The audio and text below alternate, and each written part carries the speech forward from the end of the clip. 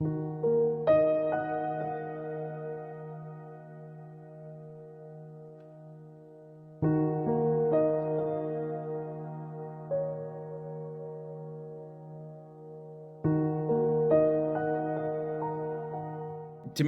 the most common word that's been used in the Australian context since his passing has been that he was a giant. Dimitri was always looking around corners to the next policy issue that nobody else was looking at. I think his true legacy when it comes to migration is being the person who has managed to cut through the emotion, the ideology, the divides between left and right, and actually come up with sensible policy solutions that move past some of those barriers that we've seen in migration policy making over recent decades. We've seen them in Europe, we've seen them in the US, we've seen them in Australia. He also had a unique way of combining his analytical capacities, his visions, his concrete proposals on how to move forward with emotions. I mean, he was never emotional or excited in that way, but he never turned cold. We talk about migrants, about asylum seekers, about people in distress, and he always saw them as people. They were never flows or numbers or statistics. These were individuals. So he had that human perspective. He always understood the perspectives of the different players and actors in this debate. And he was always able to bring people together with different perspectives or different focuses on the very complex discussions of immigration policy. He was always willing to have a cup of coffee or have a drink or have dinner with a whole range of different actors, many of whom would otherwise not have been communicating with each other.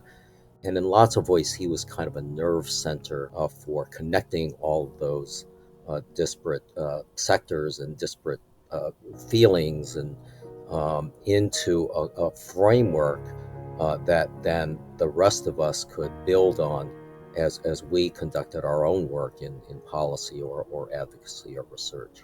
I think that Dimitri's leadership and statesmanship in putting together these fundamental pillars of what enlightened immigration policies need to look like in the United States and in Europe is one of his long-lasting legacies. And I know he was consulted on a almost routine basis whenever there was a big change in policy in Canada. It was basically, using old terminology, he was on speed dial for those kinds of conversations. What I found amazing about the way he worked was, I think there were two or three things. One is he would really listen and try and understand not just the problem they were articulating, but why they found it a problem.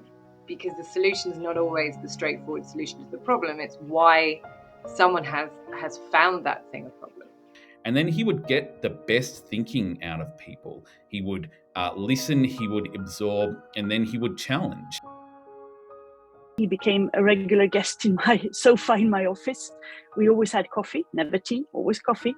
And we talked about migration. He gave advice.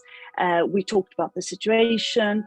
And of course, he was instrumental in providing us with policy analysis, numerous conferences, panels, roundtables, both to me and my collaborators, but also to a broader community in the Commission who relied very much on his personal experience and, of course, the people around him. He was the leader of bringing people together with different positions, different positions, yes, and different kind of thinking. He loved to have this persona as the tough guy who was really going to talk truth to power, truth to everybody, and so forth. He did kind of relish that persona as tough-minded, but at the same time, he's an enormously generous person. He shared his knowledge in a very generous way, and that's, I think, also contribute to so many people really liked him. I mean, really, really liked him as a person, not only as someone who stood for knowledge and analytical capacity, but he was a very kind human being. And that was the excellent competence Dimitri had to bring people together, not only because he's a kind person, but also he worked very hard, and never stopping. And let me tell you that creating, sustaining, and expanding a world-class think tank, especially one dedicated to the vital and fractious issue of migration, is not for the faint of heart. And Dimitri was certainly not faint of heart. I can't tell you how hard it was to keep up with Dimitri's 12 to 14-hour days and his absolutely bone-wearying travel schedule. And he used to tell me, and I'm sure he told other people at MPI, you must build your tale. You must always see your role as one of mentoring and growing people who are still learning or coming up behind you, because it's only by building that generation behind you are you really building something worthwhile. I saw him as a mentor. He's influenced not just the way that I think about migration, he's influenced the way that I think about government and policy making in the broad. I have no colleague or friend among them of the same spirit of Dimitri. So far he was unique. You can't have Dimitri twice.